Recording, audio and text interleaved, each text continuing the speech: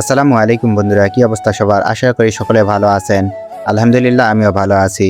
তো এখন আমি যাচ্ছি আমাদের জমিতে গিয়ে কিছু পুঁইশাক কেটে আনবো, যেগুলো আমাদের বাসায় রান্না করবে। এজন্য আমি এখন যাচ্ছি সকাল সকাল জমিতে। আমি যাওয়ার পথে যে ধানগুলো আপনারা দেখতে পাচ্ছেন, এই ধানগুলো কাটতে হবে। ২-১ দিনের মধ্যে এই ধানগুলো কাটতে হবে। আমরাও ২-১ দিনের মধ্যে ধানগুলো কাটবো বা আমাদের ধানগুলো কাটা শুরু করে দেব। এই ধানগুলো অন্য একজনের, এই ধানগুলো ২-১ দিনের মধ্যে কাটতে হবে।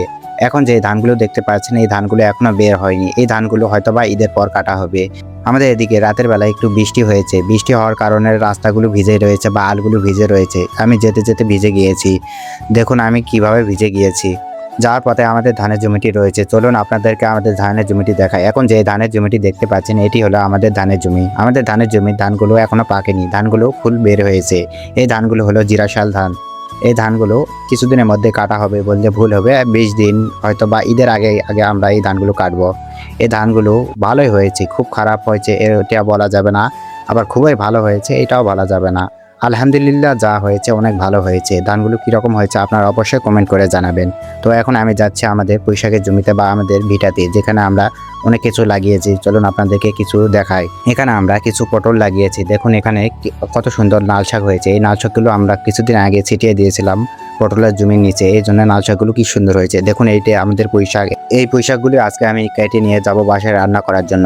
দেখুন এখানে আমরা কিছু খুরা লাগিয়েছিলাম, সেগুলো অনেক সুন্দর হয়েছে আলহামদুলিল্লাহ। বাসায় রান্না করার জন্য যেহেতু পুঁইশাক নিয়ে যাব, এই জন্য একটু বেশি করে পুঁইশাক নিয়ে যেতে হবে। এই জন্য আমি এসে পুঁইশাকগুলো কাটা শুরু করে দিলাম। এখান থেকে আমি প্রায় ১ আটির মতন পুঁইশাক কেটেছি, প্রায় ১ কেজির উপর হবে। এখান থেকে ১ কেজির উপর পুঁইশাক কেটে নিয়ে আমি বাসায় নিয়ে যাব। এই জন্য এই পুঁইশাকগুলো হলো আমাদের নিজের হাতে রোপণ করা। এই পুঁইশাকগুলো তো সেরকম সার দেওয়া নেই, এই পুঁইশাকগুলো একটু অর্গানিক পুঁইশাক। আমি ১ আটির উপর পুঁইশাক কেটে নিয়েছি, কেটে নিয়ে এখন আমি বাসায় যাচ্ছি। তো আজকের এই ভিডিওটি আমি বেশি বড় করব না। তো আমি এখন পুঁইশাক নিয়ে বাসায় যাই। আর আপনারা যারা এতক্ষণ পর্যন্ত আমার এই ভিডিওটি দেখলেন, অবশ্যই ভিডিওটিতে একটি লাইক দিয়ে সুন্দর মতন একটি করে কমেন্ট করবেন। আর যদি ভিডিওটি ভালো লাগে অবশ্যই চ্যানেলটি সাবস্ক্রাইব করবেন। আমার এই ইউটিউব চ্যানেলে কৃষি রিলেটেড ভিডিও আসবে। আর যারা ফেসবুক থেকে দেখছেন অবশ্যই আমার এই পেজটি ফলো করবেন। আজকে ভিডিওটি এই পর্যন্ত, পরবর্তী ভিডিওতে দেখা হবে। আল্লাহ হাফেজ।